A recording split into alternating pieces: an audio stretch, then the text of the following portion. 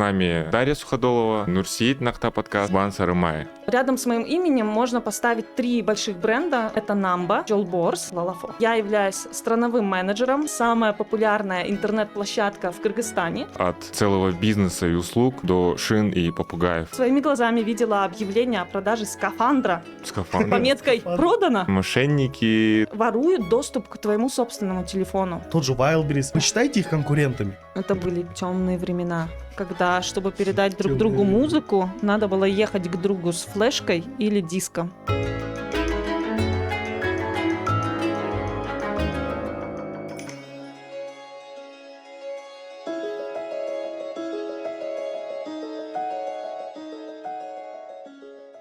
Арбаңыздар достор, мы на фестивале Create4 от Ассоциации креативных индустрий. Зажигаем. Зажигаем, да. С нами Дарья Суходолова, Нурсиит Нахта подкаст Всем салам алейкум. и Кубан Сарымай.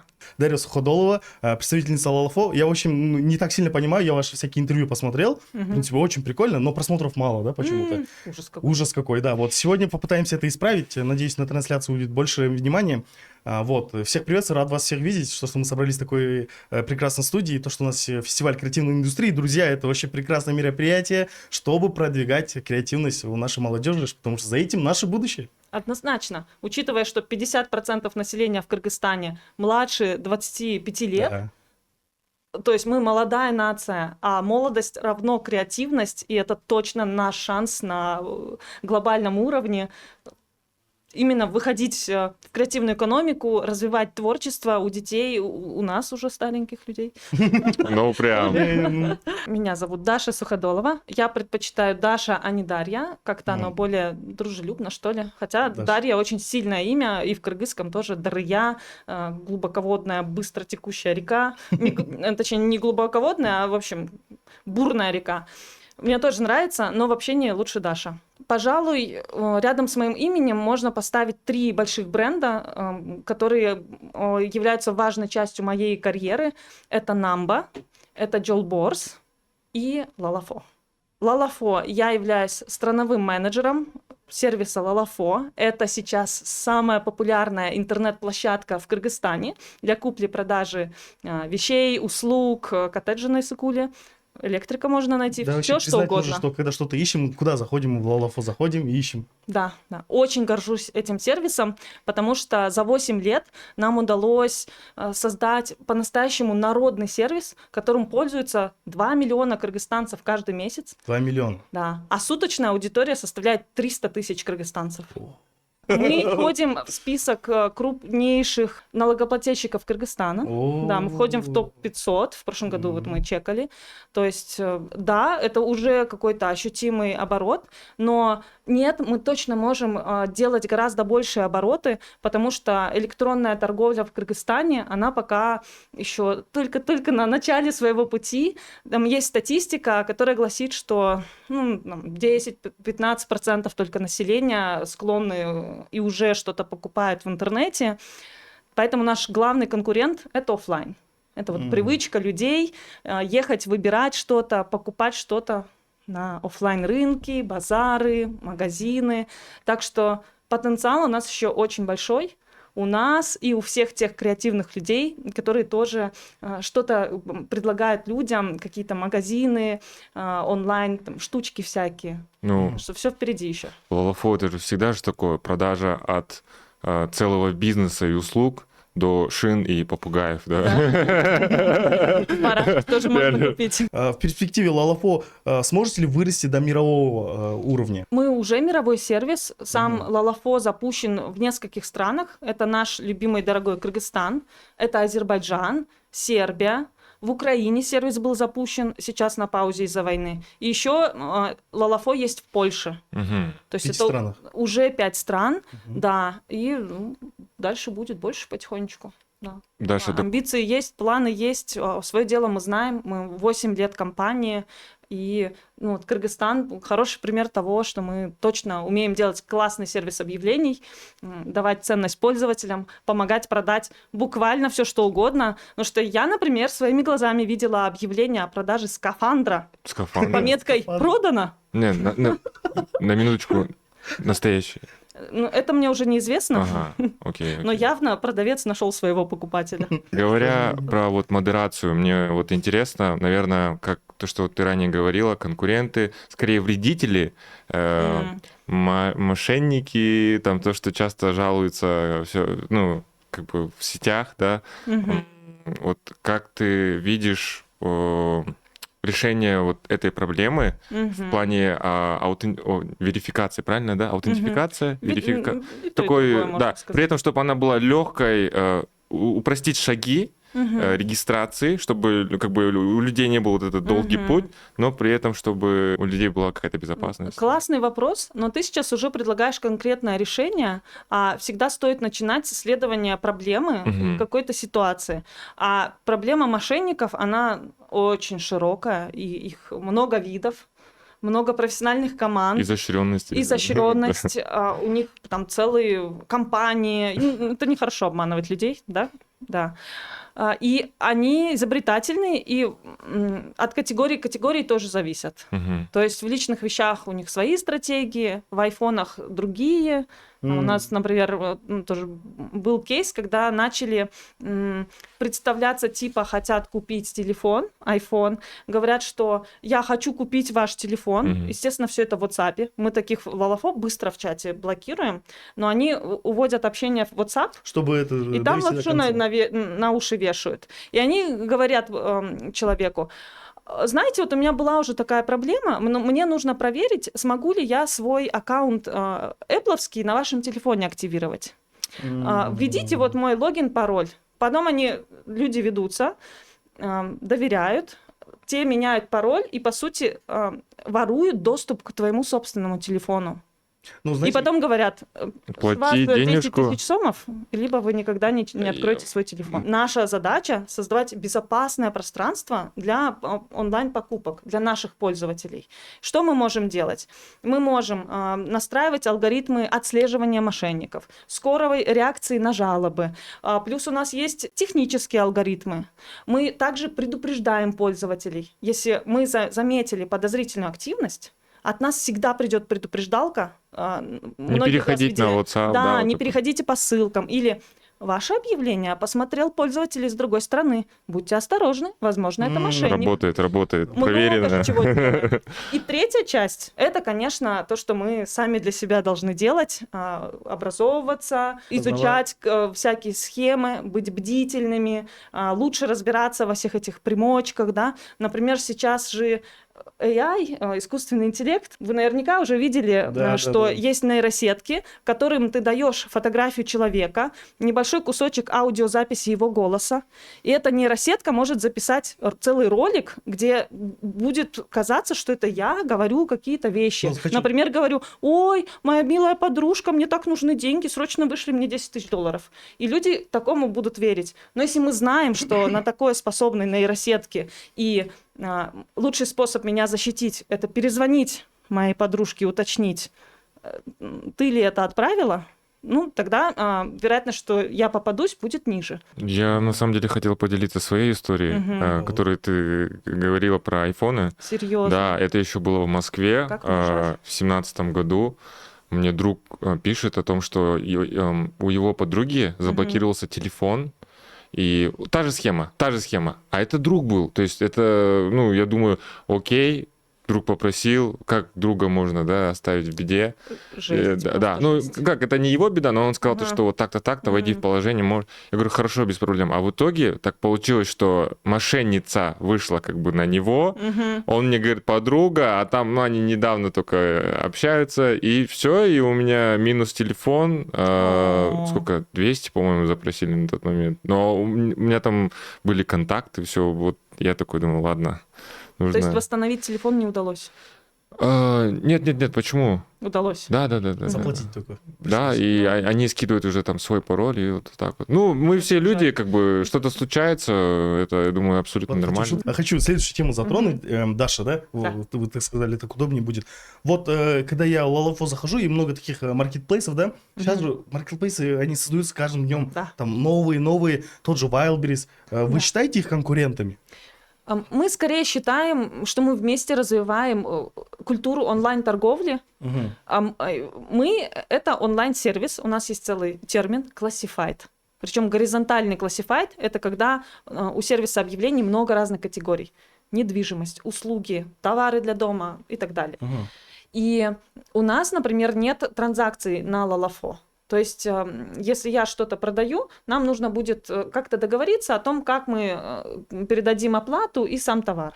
А на маркетплейсе прям там случается же оплата, можно заказать доставку, в корзину накидать, какие-то такие штучки. То есть это разные типы сервисов, и мы вместе развиваем онлайн-торговлю.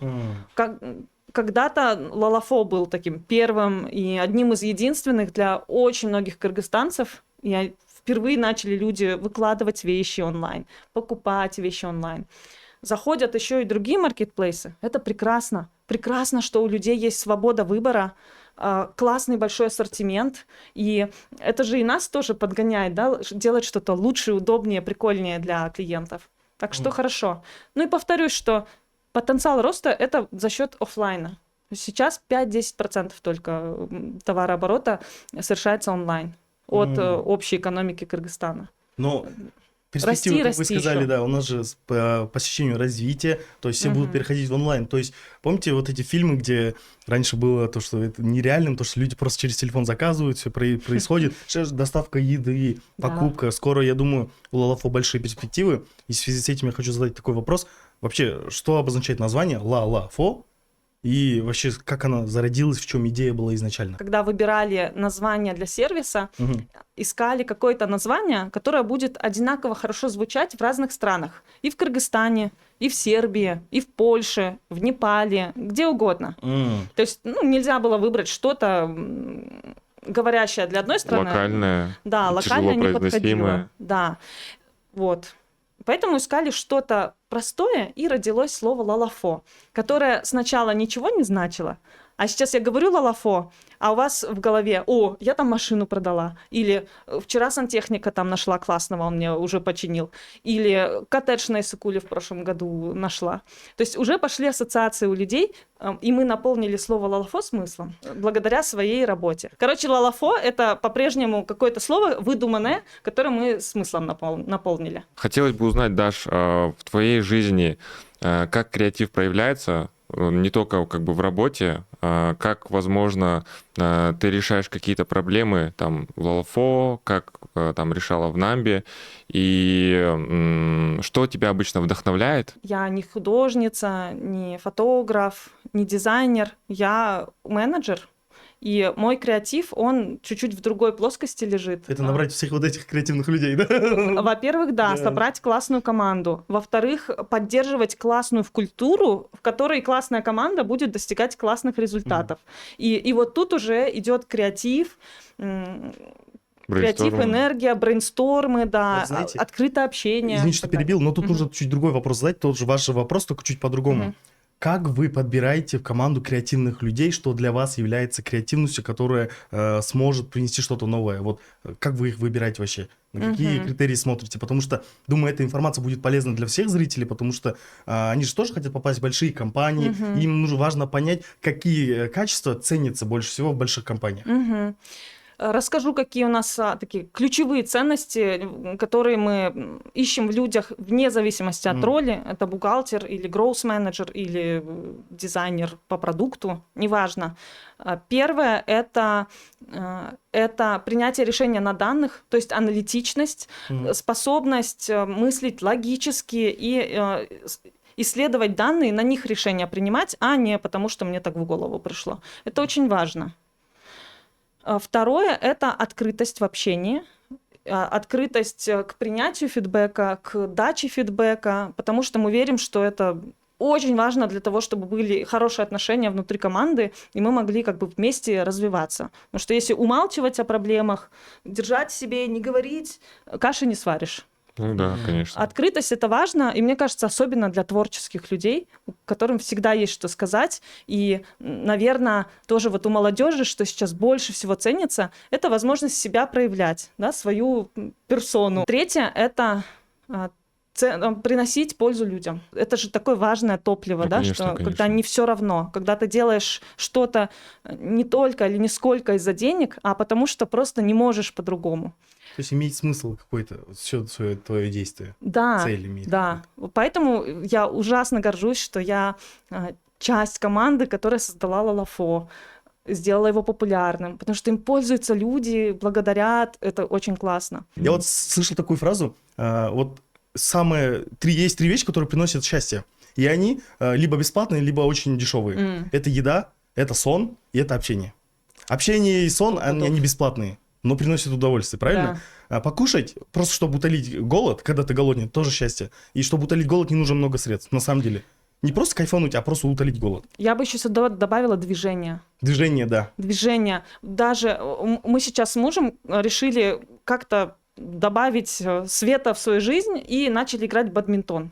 Прикольно. И это такой доступный вид радости. Берешь ракетки, выходишь во двор, 15 минут покидали валанчик, и сразу так настроение поднимается. И тело подвигалось, кислородом все насытилось, настроение хорошее, тело тоже чувствует себя классно. Думаешь, какой прекрасный человек напротив меня. В общем, сразу мир окрашивается светом, радостью. 15 минут вот пим-пим.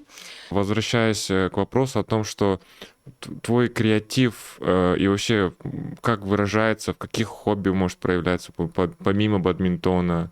Зимой я обожаю сноуборд, О, да, и я уже очень хорошо катаюсь, очень давно. Люблю фрирайд. И это тоже такое творчество, что ты ищешь новую тропу, Ну, не конечно. знаешь, как сложится твой путь, и принимаешь решения на ходу. Классно. Тоже чистая свобода. Люблю рисовать. Я в детстве много рисовала, но я не умею рисовать. ну, Любить и уметь — это разные вещи. Это так что очень главное разные любить. вещи. Да, я да, этим не занимаюсь. Да. даже если ты что-то не умеешь, но тебе это нравится, совсем не важно, кто что думает, кто бы ни говорил, там, может, скажут, техники нет или еще что-то. Если доставляет удовольствие, то можно просто заниматься этим и получать, колоссальное удовольствие, да. Да, мне очень нравится эта идея. Она так освобождает, что ты рисуешь не для кого-то, а для себя, получить удовольствие от процесса, от жизни, да. Потому что, мне кажется, вот наше поколение постарше, мне 37 сейчас, у нас очень много про достигаторство, про то, что если делать, то лучше всех. Успешный Это успех. Успешный успех, да. Что если рисуешь, рисуй великолепно. Или вообще не рисуй. Да, Или да. вообще не рисуй, да. Да. И вот эта мысль, мне кажется, она больше развита у молодежи. И это так освобождает, что просто рисуй, делай, что тебе нравится. Все, и мир станет лучше, если люди начнут делать больше то, что им нравится, Про а эту не то, что надо. трансформацию сейчас у нас как у молодежи происходит? Изначально тоже вот этот успешный успех на нас передавался, и он, наоборот, не мотивировал, а наоборот загонял тебя больше в депрессию. True. Да, и то есть ты должен быть идеальным. Но, увы, к сожалению, мы не идеальны. У каждого есть какие-то минусы, но эти минусы как раз-таки являются особенностью. Надо их просто применять в жизни, потому что, нам кажется, что мы должны быть идеальными во всем. То, что мы там похожим друг на друга в костюмчике, но нет. Как вы предпочитаете развивать креативность? Насмотренность играет очень важную роль, мне кажется, в любой креативности. Полностью соглашусь. Что можно, конечно, полагаться на свою фантазию, но она в итоге ограничена тем, что ты знаешь о мире. И важно расширять знания о мире, смотреть на него вот такими открытыми, да, глазами, на людей, насколько они разные бывают, по-разному поступают. Так интересно. Изучаем людей. Да, Без предупрежденности, да? без предубеждения, да, просто вот наблюдать, созерцать. Путешествовать тоже очень полезно. В целом читать разные мнения о каком-то вопросе, мне кажется, супер важно. Да. Мне, например, очень нравится Алия Шагиева, художница, и она всегда не просто рисует, а у нее она исследует какую-то тему, часто этическую тему, и я вот не знаю, что мне нравится больше всего, ее картины или ее тексты к ее картинам. Они настолько глубокие, и ты читаешь, и потом неделю еще ходишь, обдумываешь. Вот это Впечатляет истинное размышление, творчество, мне кажется. Даша, а такой момент, какие бы ты 3 книги посоветовал бы для чтения зрителям и вообще в целом, ты считаешь, что это такие книги, которые вот обязательно должен прочитать каждый? И сделайте это креативно. Не вот эти шаблоны, а какие-то вот свои. Не-не-не, тут не важно, для кого-то Я имею в может виду, быть... Есть же люди, книги, которые Даша может посчитать, что они помогут всем, но 3 книги, которые помогли именно вам. Мгм. Вот какие-то особенные. Я думаю, что у каждого есть такие книги. Гарри Поттер М. на английском.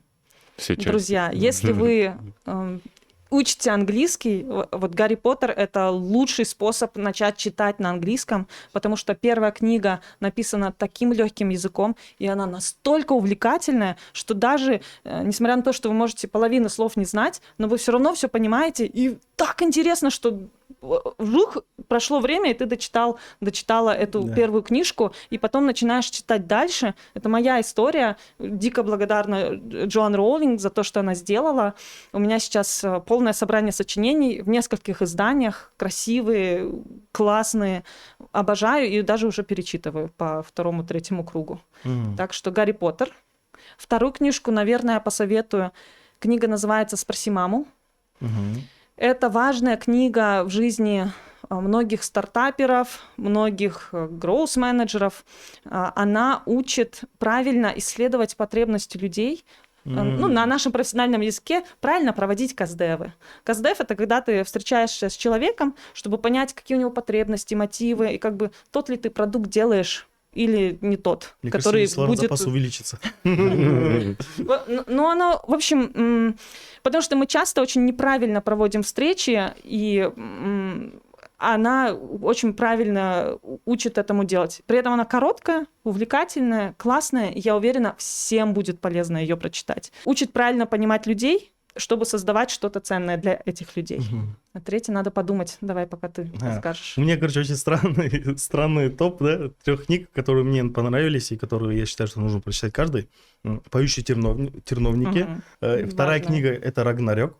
Мгм. Скандинавская мифология. Я обожаю скандинавскую мифологию. И наверняка играл в God of War. Да, Все конечно, части. конечно. И самые странные для других, типа, рядом с этими книгами я поставлю «Коран». М. Мгм. Это мои книги. Мгм. Такой, А, такой разный, вообще Да-да. разные Супер книги. классный. Вот. Мгм. Это мой топ. А у Так, тебя? у меня, я могу так сказать, прям выделить 3 книги. У меня есть 2 любимых писателя. Мгм. Это Фредерик Бигбедер Мгм. и Сергей Минаев. Ух ты. То есть я бы посоветовал Они прочитать... похожи.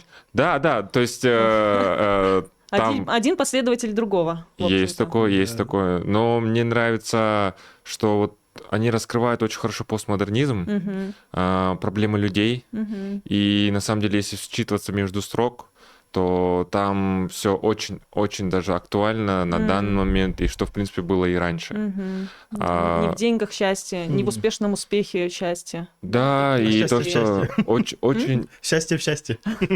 Счастье в людях. Да? верно, очень много мнимых ценностей, потребительского отношения и вот Мгм. этого вот всего. Ну, это тоже человеческая натура. Там, мне кажется, больше, если вот глобально взять, и вот Мгм. одну основную мысль, это про устроенность человека, скажем так, Мгм. его слабости Да. и так далее.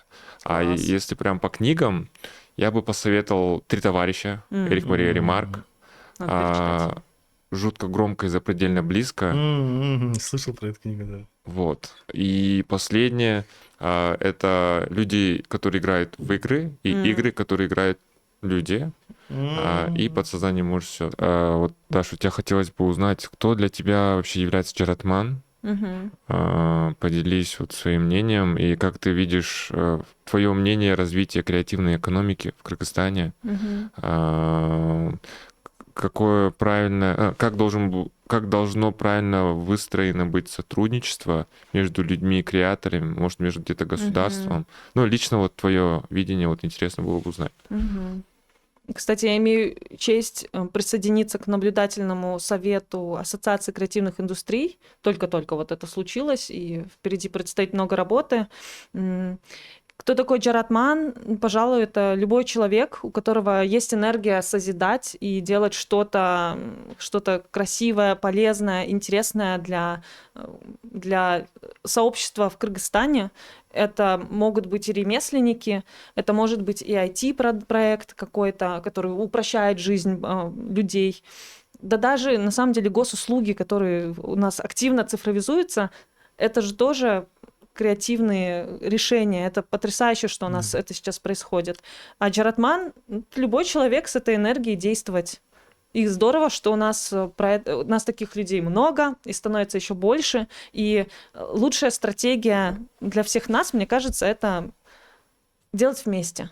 Не конкурировать и там жестко конкурировать, еще что-то, а именно вместе созидать или очень экологично конкурировать, иногда объединяться, как, например, вот Create4, да, целая неделя, посвященная креативным индустриям, везде что-то интересное происходит, люди объединяются, мы сегодня втроем общаемся. Вот, the only way. Что для Единственный вас, путь. Джаратман. Кто для вас Джаратман? Джаратман, я думаю, для меня это тот человек, который просто созидает, созидает на благо своей страны, народа, пользу для других людей, который, я бы сказал, через самовыражение приносит пользу. Вот, если как-то вкратце. Что насчет тебя? Джаратман это не обязательно какой-то успешный человек, это не обязательно тот, кто добился успеха. Джаратман это тот, кто просто имеет желание развиваться, что-то создавать. Каждый, кто имеет желание, он является Джаратманом. И меня радует то, что наша молодежь, мои ровесники, наши ровесники, да, они являются Джаратманами, потому что развитие креативной индустрии у нас идет очень хорошо, появляется много креаторов, как и творческих, так и бизнес-креаторов, да, и это очень меня радует, и я считаю, что в первую очередь Джаратман — это Кыргызстан, который скоро, в ближайшем будущем, мне кажется, будет лидировать в этом рынке, и за нами, за Кыргызстаном, будущее креативной индустрии, так что дай бог, это только начало, и в конце концов мы добьемся успеха. Все в наших руках. Все в наших руках, да. Главное подставлять плечо друг другу, да, когда сложно. Да. Не, вот как вы сказали, не конкурировать, а быть наоборот одной объединяться. большой дружной семьей. А если даже конкурировать, то на какой-то экологичной конкуренции с другими странами, а может даже континентами. Вот это уже более интересная конкуренция. Чтобы мы могли представлять достойно на общем большом рынке мировом нашу страну, о том, что мы не какая-то там стан обычно, когда вот, я думаю, ты понимаешь, да, там общаешься с иностранцами, там whatever стан, да, и ты объясняешь, что вот там мы с Китаем граничим, мы соседи Казахстана. Для них они, как бы, не парятся, не знают, не слышали. А наоборот, чтобы когда говорили Кыргызстан, вот это же там страна с Центральной Азии, да, там столько... Молодая нация, кстати, с большим потенциалом. Добавить, у Нурджиита Кадырбекова, всем известного, есть одна книга, «Лев в Центральной Азии». Вот мы являемся... Да, это про Кыргызстан. Мы являемся львами Центральной Азии, потому что мы маленькая гордая страна, но у нас есть очень большие перспективы. Ладно, у нас нету крутых каких-то больших ресурсов, как у других стран, но у нас есть кто? Мы, креаторы. Так что я считаю, что мы все должны объединиться, мстители, общий сбор. Мы должны развиваться. Купить шаурмы. Да. Хорошо покушать и... Хорошо покушать и пойти в бой экологический, не принижать кого-то, а доказывать, чтобы за нами следовали другие страны, хотели развиваться, приносить в этот мир благое и развивать. Да. Такой момент, Даш, вот у тебя хотел спросить, Намба. Вот как ты думаешь, ну, я не знаю, как у вас, но лично для меня это была такая своя соцсеть, потому что своя экосистема, да, там просмотр видеороликов, скачивание музыки, общение где-то. Вот на тот момент, как ты думаешь, в каком пути можно было бы вообще развить Намбу? Как так получилось, то, что она, ну, со временем, может, не знаю, потеряла, наверное, какую-то актуальность или еще что-то? То есть... Намба создавалась в 2009 году. Это были темные времена, когда, чтобы передать друг другу музыку, надо было ехать к другу с флешкой или диском. А еще скачать что-то с зарубежного интернета было очень дорого. И был даже бесплатный тариф у Эльката на локальный интернет. Помните эти страшные времена? Я не застал это время, слишком молодой.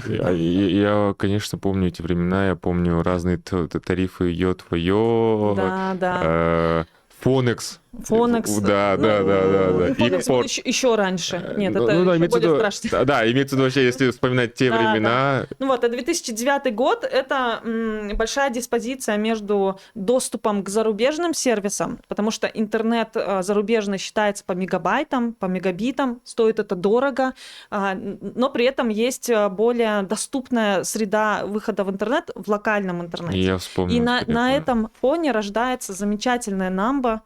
Олег Пузанов, просто гений, как бы он почувствовал, что нужно рынку, и вот собрал команду, и мы начали делать Намбу.